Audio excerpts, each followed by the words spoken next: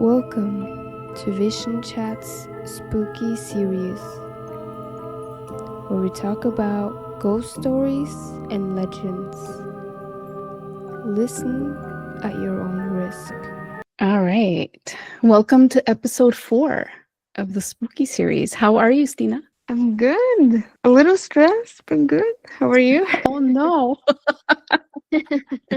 All right. Well, maybe the spooky stories will help you de-stress, or maybe they'll stress you out more. Well, I have 2 stories, so I'll go first. I think we started talking about it in episode 2. A little bit towards the end, we were talking about Mothman Prophecies because of the story you were familiar with, where you'd seen or heard about the guy with the wings, the Batman or whatever it was that was going around. So I looked into this a little bit more. The Mothman Prophecies was a movie, but it was also a book. And I think that, I don't know if the movie was based on the book or it just took parts of it and then parts of it were completely, made up, fictional. But either way, both exist and they're both loosely based on some things that actually happened in this place. And I think I had said it was Ohio. So I wasn't too far off because there is an Ohio connection here. But the sightings of the Mothman basically happened in a place called Point Pleasant, West Virginia. And they happened originally in 1966 and 1967 when several residents in the town were reporting seeing this large winged creature with red eyes, leading people to call it the Mothman. There were 2 couples in 1966. They're reported being chased by it. And then later in the year, in December, I think it was December 15, 1967, there was a disaster that happened. The Silver Bridge, which was the bridge connecting the Ohio side and the West Virginia side, collapsed, killing 46 people. 2 bodies were never found. And the thing about this bridge was that it was originally built in 1928. And at the time, so they were trying to figure out okay, well, what happened with this bridge disaster? Why did it collapse? And they were thinking that because it was built in the 1920s, basically, at that time, people were driving these cars that were called Model T cars. So they were the first cars that started coming around. And those only weighed 1,000 pounds. But then in modern times, the cars weighed about 4,000 pounds. So that's quite a bit of difference. And what happened on this particular night is that for some reason the bridge was backed up with traffic and all of these cars were just sitting on this bridge. And over time, the bridge, aside from the fact that it wasn't designed to hold that much weight, there was corrosion, there was wear and tear, this was an old bridge, and all of that combined is what they're thinking. There was a fault in the design of the bridge and it collapsed. What does this have to do with the Mothman? Well, because what happened was that when they were taking pictures of the wreckage, they also saw, in one of the pictures, they saw a creature, hovering over part of what, had collapsed into the part of the bridge that collapsed into the river. And so then, the stories came out that this was related to the Mothman that everybody had been seeing. So they started saying that, if you see the Mothman, then there's going to be some kind of disaster. So they were trying to, that's what the prophecy part comes in of he will predict a disaster happening. In the movie, they make it the Mothman's actually communicating with a specific person and he's telling this man bits and pieces of disasters that are going to happen. In the movie, I think he says 99 and a date or something. So he gives him numbers and the man goes a little bit crazy trying to figure out what it means. He could never figure it out, but then something comes out about an airplane crashing and 99 people died. That's the movie. I could not find anything that actually said that was in real life, but that's kind of based on what people at the time in real life were saying that Mothman was predicting disasters. So he's been linked to things so for example, he's seen on top of bridges, and it's said that he was seeing the Mexican swine flu outbreak in 2009. They saw the Mothman. Again, he comes up in 2011 when the nuclear disaster in Japan happened. And then there was saying that maybe maybe even Chernobyl. And well, the Mothman appeared right before Chernobyl. Sightings of the Mothman really have not been reported lately. They were really around mostly in the 60s. Later on in a few years here and there in different places. The most recent one was in 2016 when a man who had recently moved into the area of Point Pleasant, West Virginia, he reported seeing some creature in the trees, and he apparently didn't know anything about the Mothman in the area, and so that was the last popular reporting of this Mothman. There have been some possible explanations that people have kind of tried to come up with, like what actually is this thing? And I guess there's like a chemical plant nearby in the area that there was some kind of spill and it polluted the water sources around there. So people were saying that there were birds that consumed some of this or were affected by some of this pollution, this contamination, and that they mutated and that they formed like saggy skin, their feathers fell out, and like they had red eyes. And so that what people were actually seeing were these birds and not like a Mothman. Who knows? So that's the explanation that's kind of floating around about how this even came out. But to make things kind of fun, I guess if you want to visit Point Pleasant, West Virginia, you can go there and they have a Mothman museum. They have a big statue. You can go and take pictures with it. You can even buy your kids a little stuffed plushie to take home of a Mothman if you want. And they have like a festival going on to celebrate the Mothman. It is a very popular attraction. I guess it brings in a lot of tourism. So if that's something you want to check out, you can do that. That's so cool. And I love that they have like a festival and everything around the Mothman. Yeah, it is pretty cool. So, I mean, if you're not afraid of the Mothman, you can go in. I don't know if I would buy a little plushie to take home with me, but I guess if you're into that, you can. Yeah. I don't know about that. Yeah. Like I was saying, the movie is, it's creepy. It's with Richard Gere and some other actors. I think Richard Gere's creepier than the Mothman, to be honest with you. Sorry, Richard Gere fans. I don't like him. But it is like, it's a good movie. So like if you want to watch it, I think it's actually coming out this month because of Halloween. They're showing it somewhere on cable TV. So if you're interested, you can stream it or watch it. I don't know about the book. I have not read the book, but it's the author, I think, also didn't really put in facts. He kind of made up some things, I think. I don't know. But if you want to learn more, you can look into those things or just go visit Point Pleasant. Yeah, that's cool. Yeah. Maybe one time when I go to the US that I should go over there and we can go check it out. Mm-hmm. Yeah.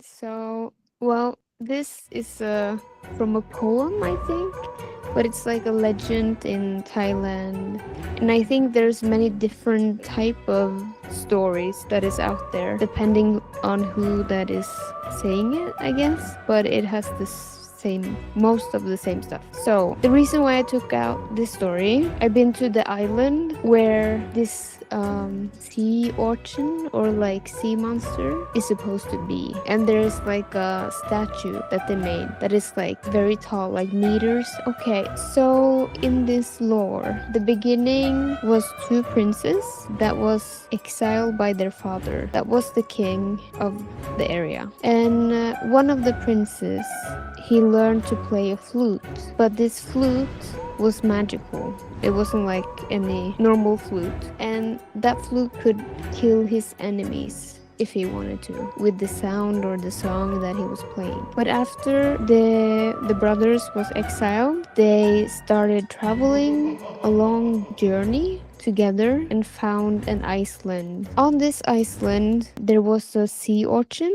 or they call it sea butterfly, that was living. And this sea urchin, she looked like a monster, but she had magic. And she didn't want people to see her as an urchin, so she turned herself into a very beautiful woman that was human and on land. So when the brothers came there, one of the prince, or the prince that could use the flute, he saw this woman and he instantly fell in love with her. And the same with the woman too, like she fell in love with the prince because of his charm and that he was handsome and good looking. After a while they started living together and she carried a son, so they got a baby, or like a son together. But the thing is, with the sea urchins, magic. It's not everlasting. So at one time she has to turn back to her like normal shape. For a long time the prince was very happy with his family and his son and the beautiful woman that he was with. But one day he took out his flute and played his music. And this music broke the magic from the sea urchin, so she turned into an ogress. And when she turned into an ogress, the prince was filled with so much fear that he thought he had been in love with the demon. So he took his son and left the island. But because of the sea ogre, she still had magic, and she used her magic to create a lot of difficulties for the prince and the son to leave the island and when they were traveling. Also, she turned herself back into a human that was beautiful and how she looked before, and then starting to follow them. Because of the flute that the prince had, he can use that to like calm the seas, because this ogress, she used her magic to make like storms and like create chaos on their journey. But he was able to use his flute and get him and his son into safety. And when that happened, when the prince and her son disappeared, she was in such grief and so much loneliness, because before she met the prince she was also very lonely and not very proud of how she was looking and didn't feel good. But because of the prince had broken her heart by leaving her and not wanting to be with her, even though she was a good person, but her looks was different. Her heart got broken and the sorrow consumed her until she died. And it's a saying that she still haunts the island, and if people fall in love, that she's trying to detect or haunt in a way that if you're not being truthful to who you are, to the one that loves you, they are going to see it no matter, in a sense. That was the story. Very cool. Yeah. So, and you've been to Thailand a few times, right? Yeah. So because you take a boat to the island, and when you get to the island, it's like a statue in the water that comes out of the water, and you can see her tail and like her face of the ogre. So it's like, it looks almost like a mask. There is many masks or like faces from Thailand that is like of a monster. But that is a little, I don't remember 100%, but I think that comes from jealousy or something. These masks, that it was a woman or a person that fell in love with somebody that cheated or didn't want her. So she became a demon or a monster. And then the mask that is representing that story. Do you think that it's like a cautionary tale as well? Like the whole Yeah. legend and the story? I think it has a lot of life lessons, I guess, that you shouldn't portray yourself as something you're not. And if you do, karma will come for you in a way, or you will be revealed at one time or another. So you should just be yourself and then let what is meant to be for you come to you instead of forcing it in a way. I mean, I agree. It sounds like it's like saying just be yourself and be truthful and be genuine with people. And because if you're not, the truth will catch up with you anyway, or you'll pay for it in some way. Yeah. Yeah. Okay. Well, I have another story. This one actually is one that was recommended by J. Allen Cross. So at this point, we've done the interview and talked to him, and he brought it up actually at the end of the interview. And he told us to look into the Headless, I think he said it was the Headless Valley or the Headless Man Valley in Canada. I had no idea what he was talking about when he mentioned it, but it sounded interesting. And when I looked at it, I was like, oh my God, this is really creepy and scary. You know, like I've not heard of a lot of scary stories coming from Canada. No offense, Canada. I just hadn't heard anything, but this sounds pretty cool. It's very scary. When I looked into it, so this is referred to the Headless Valley or the Valley of the Headless Man. The name of it, the official name is Nahanni National Park Reserve. It's in the Northwest Territories. It's named this for a series of unsolved deaths in the early 20th century, and particularly the discovery of decapitated bodies with no exact reason as to why or how that happened. And, with people having explanations, it is the wilderness, so maybe in the wilderness attacked these people. Maybe there was a serial killer out there or some explanation, but there hasn't really been anything that's been, I guess, like, okay, yeah, this is the one reason. The Nahanni National Park Reserve, so it's like, if you're thinking of Canada, and it's like in the northwest, so kind of going towards Alaska by the Yukon, like it says, the Northwest Territories. It is a UNESCO World Heritage Site. It is very beautiful. I haven't been there, but I've seen the pictures. They have waterfalls, canyons, evergreen forests. I mean, it is really, really beautiful. But in the early 1900s, there were whispers of gold. And so that brought prospectors into the area trying to find gold and get rich. Two of the most famous prospectors at that time were these brothers named McLeod. And I guess they had gone into this territory like in 1905 or somewhere around there, and they were searching for gold, and they went missing. So their family, after there was a family member, I don't remember if it was an uncle or somebody, in 1908 decided they were going to go and try to find these guys because they hadn't heard from them. So this family member goes into the valley and actually finds them, but it's just their bodies, no heads. They don't know what happened to them, but those were like the most famous people that wound up this way in this area. Later on, like maybe a couple years after they had gone missing, another prospector named Martin Jorgensen was found decapitated outside his cabin, which had also been burnt down. So I guess he had, there's, I mean, if you want to look into it, it's a little creepy, but if you want to look, there's pictures. I don't know. The cabin's burnt, I mean, to a crisp, like it is all burnt down. And then there's a body. So you could tell that he wasn't inside. He was outside, and the body's just laying there, no head. It's gruesome. And later in 1945, another prospector, I didn't get a name, I don't know if there was one recorded or not, but they found a prospector dead in his sleeping bag. Again, no head. There were more attacks like this on other people in the area, but it all happened within this, like the early 1900s to like mid 1900s, and then it goes silent. No more. So there have been no more incidents of this happening. Just people showing up without their heads, or people just gone missing. So some possible explanations about like what they think happened here is there is a group of a tribe. They were called the Naha. It is the Naha tribe, and the valley gets the name Nahanni from this tribe. This group does not exist anymore, but the belief by the native people in this area is that there is an entity. It has a name. I don't remember it. I didn't even want to write it down. But this entity has, I guess, committed the beheadings. That's what this group believes. And maybe because it doesn't or didn't like that the men were coming in and taking things from the land, removing gold maybe, or other things from the land, desecrating the land, that this was possibly the motive for why this entity was attacking these men. It's kind of like a warning or like a punishment. I don't know. But this valley is very isolated. It is difficult, I think, to get to, and it is just wilderness. And so it contains a lot of dangers to human beings. So aside from it being a source of like mysterious creatures and spirits, there's also actual like extreme weather, rugged terrain, wildlife. There's all kinds of creatures that actually live here. And so it's not very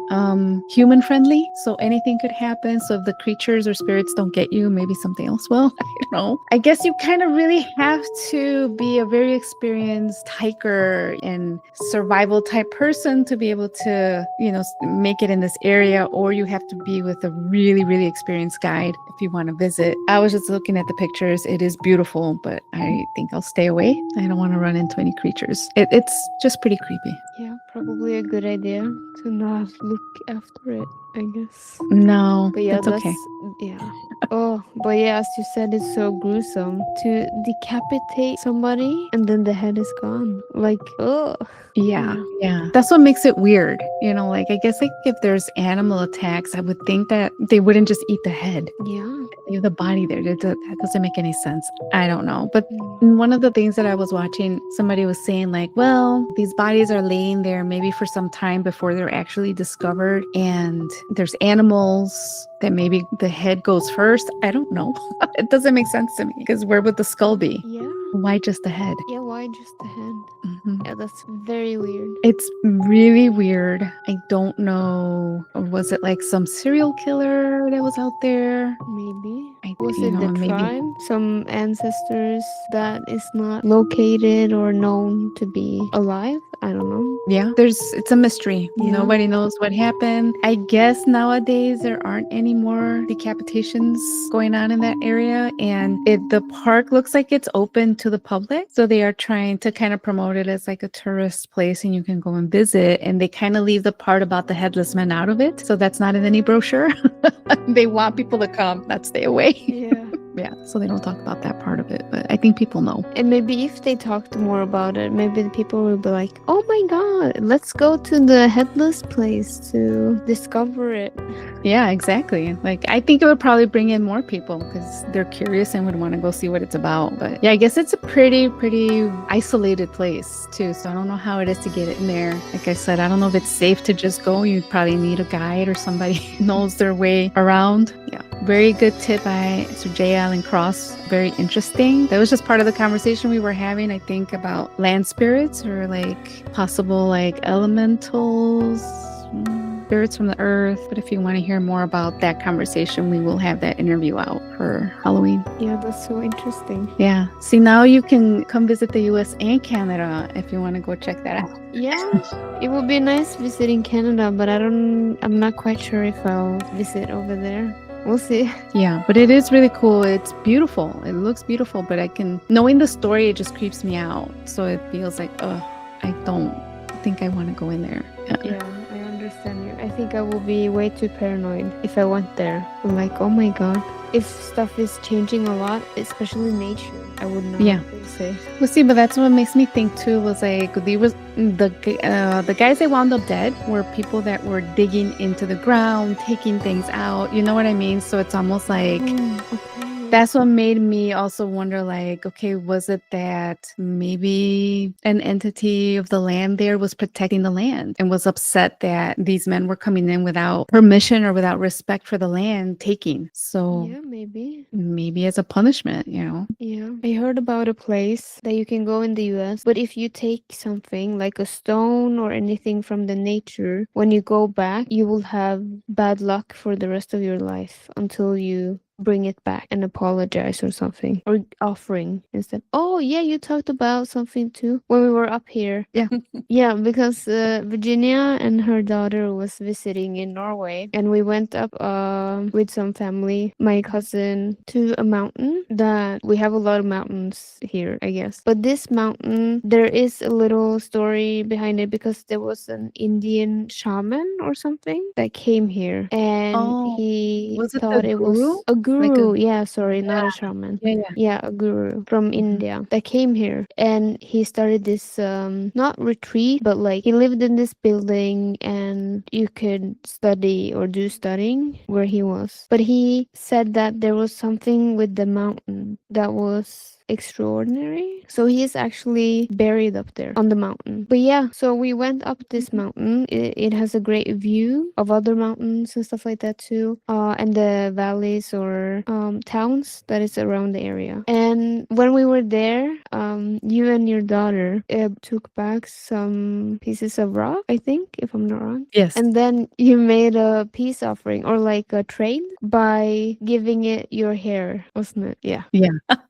So we had come up with the I don't know where we saw it. We must have saw or heard it somewhere and we're like, okay, we have to be more, because we tend to like to collect things. But like, so if we go on vacation, and like it's the sea, we go for seashells. That's what we like to pick up. Or, like rocks from places. So we tend to have that habit. The thing is though, that we started thinking like, okay, wait, but if we're taking something from some place, I think we should leave something behind, whatever we can, like as an offering, so that we're not disrespecting nature or like, So in this mountain in particular, which by the way, was really scary to get up to. So it was very cool, but like I think you don't really have a sense of the height of how magnificent the height is, and like how tall this mountain is from the ground, because it just looks like, oh yeah, that doesn't look too bad, but you're like far away when you're looking at it and you're like, yeah, we could do that. Getting up there is really scary. Yeah, I'll just say that. Don't go up there unless you really trust the driver,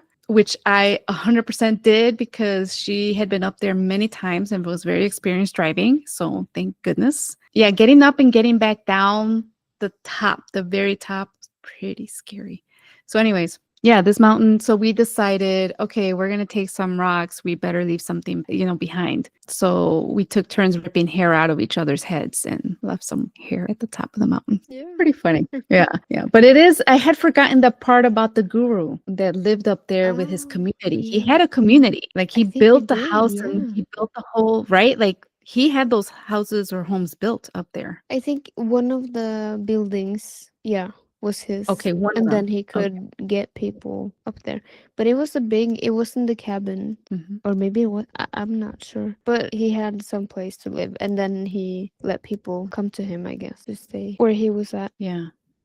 That part was interesting. I don't know if it was maybe a little bit on the cult side. So I don't want to say that because I don't know. But it is pretty interesting. The vibe is definitely different up there because they also have like a tower. I want to say like a cell tower or like an antenna. There's an antenna all the way at the top and some kind of like radio station or something that, I mean, they do use the height to try to catch the radio signals or whatever it was that they had up there. The temperature difference is also something I had forgotten about. So when we went, it was unseasonably warm in Norway. And so we were like not prepared to handle the heat. We were not properly dressed. But then when we got to the very top, it was the opposite. It was very cold. So I was not thinking about that either. So yeah, I learned a few things. It was really cool to visit the very top of this mountain.